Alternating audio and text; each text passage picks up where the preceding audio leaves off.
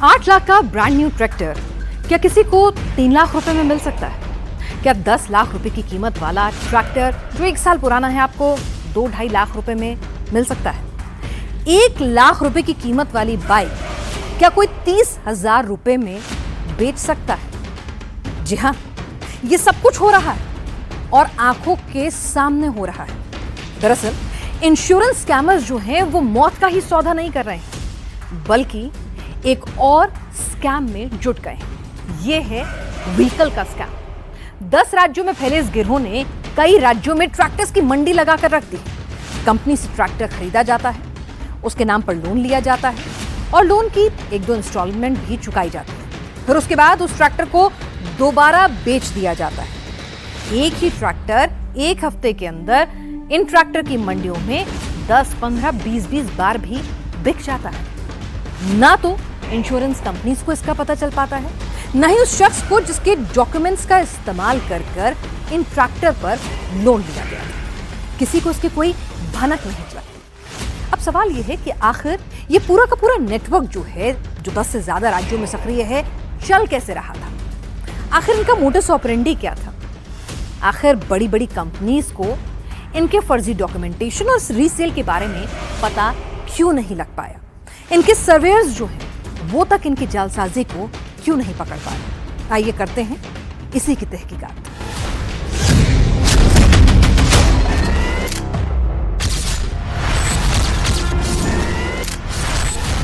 एक दो नहीं, पूरे 22 ट्रैक्टर खड़े हैं।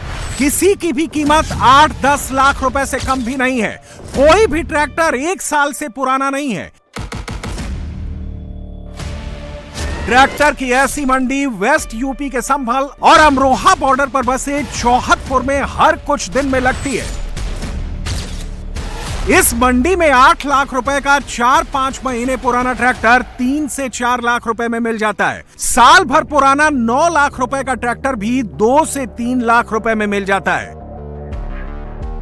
चौहदपुर की ट्रैक्टर मंडी में महिंद्रा, स्वराज, पावर ट्रैक का यूरो, सोनालिका सब ब्रांड्स के ट्रैक्टर मिलेंगे। बस आप कीमत लगाइए और नया जैसा ट्रैक्टर आधी से कम रेट में घर ले जाइए। लेकिन अगर आपने यहां से ट्रैक्टर खरीद लिया तो आपका फंसना तय है, क्योंकि इन ट्रैक्टर का कनेक्शन एक बहुत बड़े फ्रॉड गैंग से है। इस ट्रैक्टर का कनेक्शन इंश्योरेंस स्कैम गिरोह से है। वेस्ट यूपी में लाइफ इंश्योरेंस गैंग ही एक्टिव नहीं है, इससे कनेक्टेड व्हीकल इंश्योरेंस गैंग भी मौजूद है, जिसकी नजर हर बीमार पर है, हर उस शख्स पर है जिसकी जिंदगी ज्यादा नहीं बची है। लाइफ इंश्योरेंस गैंग से कनेक्टेड व्हीकल इंश्योरेंस गैंग की पड़ताल भी हमने संभल से शुरू की। सबसे पहले हम उन ट्रैक्टर्स को देखने पहुंचे जो संभल पुलिस ने हाल ही में जब्त किए हैं। ये 25 ट्रैक्टर हैं। इनको अलग अलग नामों पर खरीदा गया, उन व्यक्तियों के नाम पर जिनकी तबीयत बहुत ज़्यादा ख़राब है। इसका प्रीमियम भी भरा गया, इंस्टॉलमेंट भी भरी गई और फिर उसके बाद जैसे ही उस व्यक्ति की डेथ हो गई, यानी ये ट्रैक्टर फ्री हो गया। और फिर इस जालसाजों के सिंडिकेट ने इस ट्रैक्टर को ओपन ग्रे मार्केट में बेच दिया। जो उत्तर प्रदेश के ट्रैक्टर हैं वो नॉर्थ ईस्ट या असम की तरफ जाने लग गए, या फिर वहाँ के ट्रैक्टर इस तरफ आने लग गए। इनमें से कई ट्रैक्टर हैं जो कि उड़ीसा, बिहार, मध्य प्रदेश या फिर नॉर्थ ईस्ट के राज्यों के नंबर रजिस्टर्ड हैं। लेकिन चूंकि ये एक पूरा जालसाजी का गिरोह यहाँ पर काम करता है, इसी वजह से ये यहाँ पर मार्केट में धड़ल्ले से बिक रहे थे कम पैसों में। व्हीकल इंश्योरेंस गैंग का नेटवर्क भारत के बड़े राज्यों में फैला हुआ है। असम, ओडिशा, उत्तर प्रदेश, मध्य प्रदेश, बिहार, छत्तीसगढ़, पश्चिम बंगाल जैसे कई राज्य से इस गिरोह के तार जुड़े हुए हैं। ट्रैक्टर इंश्योरेंस स्कैम का खेल भी बिल्कुल लाइफ इंश्योरेंस स्कैम की तरह ही चलता है। पहले टारगेट सेट किया जाता है, ट्रैक्टर खरीदा जाता है, फिर उसे बेचा जाता है। साधारण तौर पे आप समझें कि एक व्यक्ति ने इस ट्रैक्टर को खरीदा। जिस व्यक्ति के नाम पर ये खरीदा गया उसकी तबीयत बहुत खराब है, थोड़े से जो इंस्टॉलमेंट है वो भी भरे गए, लेकिन 2-3 महीने के अंदर उस व्यक्ति की डेथ हो गई और फिर उसके बाद चूंकि पॉलिसी के मुताबिक इस बात को कहा गया है कि अगर आपकी डेथ हो जाती है तो ये ट्रैक्टर या फिर जो भी जिस पर भी आप ने लोन ले रखा है वो फ्री हो जाता है। और बस यहीं से गोरखधंधा और जालसाजी का ये सिंडिकेट लगातार चल रहा था। इसीलिए इस समय Uttar Pradesh police multiple agencies के साथ मिलकर अलग अलग राज्यों में रेड कर रही है ताकि ये जो पूरा सिंडिकेट है, जो करीबन 500 करोड़ से भी ज़्यादा का ये गोरखधंधा अलग अलग जगहों पर किया जा रहा है, इसको एक्सपोज किया जा सके। अलग अलग राज्यों में ट्रैक्टर इंश्योरेंस स्कैम को दो अलग अलग तरीकों से अंजाम दिया जा रहा था। पहले तरीके के तौर पर यह गिरोह उन लोगों की तलाश करता जो गंभीर बीमारी से ग्रसित हैं। ऐसे लोगों को आइडेंटिफाई करता जिनकी जान बचने की उम्मीद ज्यादा नहीं है। गिरोह के लोग पहले स्टेप में गंभीर बीमार व्यक्ति के आधार कार्ड, पैन कार्ड जैसे डॉक्यूमेंट्स लेते। इसके लिए सरकारी स्कीम्स का बेनिफिट दिलाने का झांसा दिया जाता। इसके बाद उन डॉक्यूमेंट्स के बेस पर किसी भी कंपनी का ट्रैक्टर खरीदा जाता। ट्रैक्टर के लिए 50,000 से 80,000 तक का डाउन पेमेंट गिरोह के लोग ही करते। बाकी 7 से 8 लाख रुपए का लोन कराया जाता। ट्रैक्टर इंश्योरेंस गिरोह के लोग लाइफ इंश्योरेंस स्कैमर्स की तरह मरीज की मौत का इंतजार करते हैं। जैसे ही मरीज की मौत होती है, ये लोग डेथ सर्टिफिकेट लगाकर बैंक इंश्योरेंस कंपनी से लोन माफ करा लेते हैं, जिससे इनका ट्रैक्टर लोन फ्री हो जाता है। इसके बाद इसे बेचने का प्रोसेस शुरू हो जाता है। कई ट्रैक्टर्स को मृतक के परिजनों से मिली भगत कर बेचा गया, जबकि ज्यादातर ट्रैक्टर को आरसी में छेड़छाड़ कर ग्रे मार्केट में बेच दिया गया। इसके बदले कीमत कम ली जाती है। आरसी टेम्पर किए हुए ट्रैक्टर की मंडी वेस्ट यूपी में कई साल से लगती आ रही है, लेकिन किसी को इसकी भनक तक नहीं थी। इंश्योरेंस स्कैम कंपनी की गिरफ्तारी के बाद पहली बार पुलिस इस गिरोह तक पहुंची।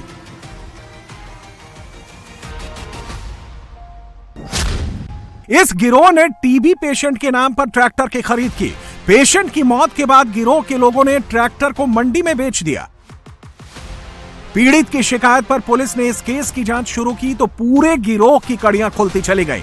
शिकायत ये आई कि मेरा बच्चा जो था वो टीबी से ग्रसित था, मरने वाला था और उसको झांसे में लेके कुछ व्यक्तियों ने उसके नाम पे ट्रैक्टर इशू कराया और उसको बेच दिया और हमें वो हमारा ट्रैक्टर दिलवाया जाए। जब हमने इस मामले की जांच करी तो इसी का एक हमें अलग से पूरा ब्रांच मिल गया। ये अलग पूरी तरीके से एक अलग गैंग है और ये लोग क्या करता है, ये उन लोगों को टारगेट करते हैं जो कि अत्यधिक गरीब हैं और मरणासन स्थिति में हैं। उनके नाम पे ये व्हीकल इशू कराते हैं, अधिकतर ट्रैक्टर्स, और नया ट्रैक्टर इशू कराएंगे, उस पर मिनिमल डाउन पेमेंट करेंगे, बाकी ट्रैक्टर का ये लोग लोन करा लेंगे जो कि इंश्योर्ड होता है। व्यक्ति की इधर मृत्यु होती है, मृत्यु प्रमाण पत्र जमा करते हैं, लोन माफ़ करा लेते हैं, वो आपका ट्रैक्टर फ्री हो जाता है और ये खुले में फिर बिकता है। ये समझ में आया कि इसका भी कोई छोटा मोटा स्केल नहीं है, बहुत वृहद स्केल पे हो रहा है। हम लोगों ने इसी में 4 FIR एक्चुअली इसमें पंजीकृत कराई। जब हम लोगों ने ट्रैक्टर की तलाश करी तो हमें जानकारी मिली कि इस तरह की तो मंडियां लग रही हैं इस तरह के ट्रैक्टर की। पुलिस ने इस केस में विनोद नाम के एक शख्स को गिरफ्तार किया। पुलिस ने जब विनोद से पूछताछ शुरू की, जांच शुरू की, तो उसके मोबाइल में उसके पिता के 2 आधार कार्ड बरामद हुए। विनोद के पिता पंचम सिंह की तबीयत खराब हुई, लेकिन उम्र ज्यादा होने के चलते ना उनका लाइफ इंश्योरेंस हो सकता था और ना ही उनके नाम पर व्हीकल का लोन मिल सकता था। इसलिए विनोद ने सबसे पहले आधार कार्ड टेम्पर कर डेट ऑफ बर्थ चेंज कराई, अपने पिता की उम्र 21 साल कम करा दी। आधार कार्ड में उम्र कम कराने के बाद विनोद ने PMJJBY में पंचम सिंह की पॉलिसी कराई। इसके अलावा पंचम सिंह के नाम पर एक ट्रैक्टर, एक बाइक और एक स्कूटी खरीदी। पंचम सिंह की मौत के बाद ट्रैक्टर, बाइक, स्कूटी का लोन माफ हो गया। ट्रैक्टर और बाइक को विनोद ने बेच दिया। विनोद ने यह काम अपने घर में नहीं किया, कई दूसरे लोगों का डॉक्यूमेंट्स लेकर भी कई ट्रैक्टर की खरीद फरोख्त की है। एक व्यक्ति है जिसका नाम विनोद है, उसने अपने पिताजी के मरणासन होने की स्थिति में PMJJY प्रधानमंत्री जीवन ज्योति योजना जो है उसका लाभ दिलवाया उस व्यक्ति को, और उसी मरणासन स्थिति में उसने 3 वाहन खरीदे। उनमें से एक वाहन ट्रैक्टर भी था। उस ट्रैक्टर को जब उस व्यक्ति के कागज खंगाले गए, पता चला कि उसने वो ट्रैक्टर है बाद में इंश्योरेंस कंपनी से लेने के बाद में उसको किसी अन्य व्यक्ति को बेच दिया है। यहाँ पे 2 और प्रकार के फ्रॉड भी पता चले हैं, जिसमें एक रामनरेश नाम के व्यक्ति हैं, एटा के रहने वाले हैं। उन्होंने किसी कंपनी से इंश्योरेंस लेने के बाद में उस ट्रैक्टर को यहाँ लाके बेच दिया और उन्होंने कहीं वहां पे बता दिया कि चोरी हो गया है। ऐसा नहीं है कि व्हीकल इंश्योरेंस स्कैम के लिए ये गिरोह किसी मरीज का मोहताज हो। मरीज ना मिलने पर भी ये लोग लंबे समय से ट्रैक्टर खरीदकर इंश्योरेंस कंपनी के साथ धोखाधड़ी करते आ रहे हैं। ये धोखाधड़ी का दूसरा पैटर्न है। गिरोह के लोग 50 से 80 हजार तक का मिनिमम डाउन पेमेंट कर ट्रैक्टर खरीदते हैं। 7 से 8 लाख रुपए का लोन किसी फाइनेंस कंपनी से करा लिया जाता है। गिरोह के लोग लोन की 2 से 3 किश्त जमा करते हैं। उसके बाद ट्रैक्टर को कहीं छिपाकर चोरी की रिपोर्ट दर्ज करा देते हैं। ट्रैक्टर चोरी होने पर इंश्योरेंस कंपनी से पूरा लोन माफ हो जाता है। जिस स्टेट में ट्रैक्टर खरीदा गया है उसी स्टेट में चोरी के ट्रैक्टर्स को बेचना मुश्किल है, इसलिए ऐसे ट्रैक्टर्स की बिक्री दूसरे राज्यों में की जाती है। यूपी के ट्रैक्टर बिकने के लिए नॉर्थ ईस्ट के राज्यों में भेज दिया जाता है, जबकि नॉर्थ ईस्ट में चोरी किए गए ट्रैक्टर बिकने के लिए यूपी की मंडी में भेज दिए जाते हैं, जहां 8 से 10 लाख का ट्रैक्टर आधी से कम कीमत में बेचा जाता है। संभल पुलिस ने जब चौहतपुर की मंडी में रेड डाली तो उसे 22 ट्रैक्टर और 26 आरसी बरामद हुई।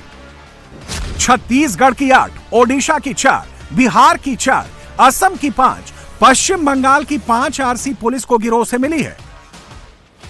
पुलिस ने जब आरसी के क्यूआर कोड को स्कैन किया तो ज्यादातर आरसी फर्जी निकली, तो पुलिस को पूरा खेल समझ में आ गया। चौधरपुर नाम की जगह है मुरादाबाद में, वहां पे एक बड़ी पैंठ लगती है। वहां पे जब पुलिस के द्वारा पता चला कि किस जगह पे बेचा गया है ट्रैक्टर, तो उस पैंठ के अंदर जब पूछताछ की गई और अन्य ट्रैक्टरों को हिरासत में लिया तब पता चला कि एक मदर टेरेसा नाम के व्यक्ति है, जो कि एक महिला का नाम होना चाहिए लेकिन एक व्यक्ति का नाम है, और एक सेल्फ हेल्प ग्रुप है जिसका इन्होंने बना के उसके व्यक्ति को मात्र 30-35 साल का व्यक्ति दिखाते हुए दर्शाया है, जबकि ये फोटो में देखने से प्रतीत हो रहा है कम से कम 65 से 70 साल का व्यक्ति है। तो ये आसाम का इस तरीके के व्यक्ति के नाम की भी आरसी वहाँ पे प्रकाश में आई, तो पता चला कि आसाम की एक इंश्योरेंस इस तरह कंपनी है, उसने वहाँ के किसी किसान को दिया था और वहाँ से फिर ये यहाँ की पैंठ के अंदर बेचने के लिए लाया गया था। गिरोह के लोग कार या बस बेचकर ज्यादा मुनाफा कमा सकते थे, लेकिन इन लोगों ने स्कैम के लिए ट्रैक्टर को ही क्यों चुना, इसके पीछे भी खास वजह छिपी है। ट्रैक्टर आमतौर पर जिले से बाहर कम ही जाते हैं, राज्य से बाहर जाने की संभावना ना के बराबर होती है, जबकि कार के जिले या राज्य से बाहर जाने का ज्यादा डर रहता है। एक ही जिले में मूव कर रहे ट्रैक्टर के पकड़े जाने का डर कम होता है। खेती से जुड़ा होने के चलते ट्रैक्टर जांच के दायरे में भी कम आता है। ट्रैक्टर की फर्जी आरसी के पकड़े जाने के चांस कार बस की तुलना में कम थे, इसलिए गिरोह ने ट्रैक्टर को ही अपना टूल बनाया। लेकिन अब इस गिरोह पर शिकंजा कस चुका है। जांच यूपी से भी बाहर जानी तय है। पुलिस हर कड़ी को खोलने में जुट गई है, लेकिन फिर भी आप सावधान हो जाएं, किसी भी सरकारी स्कीम के लालच में ना आए। किसी को भी डॉक्यूमेंट्स देने से पहले गहराई से सोचें। अनजान लोगों पर भरोसा ना करें, क्योंकि अगर आपके दस्तावेज ऐसे गिरोह के हाथ लग गए तो आपके नाम भी इंश्योरेंस क्लेम उठ सकता है, आपके नाम भी ट्रैक्टर बिक सकता है।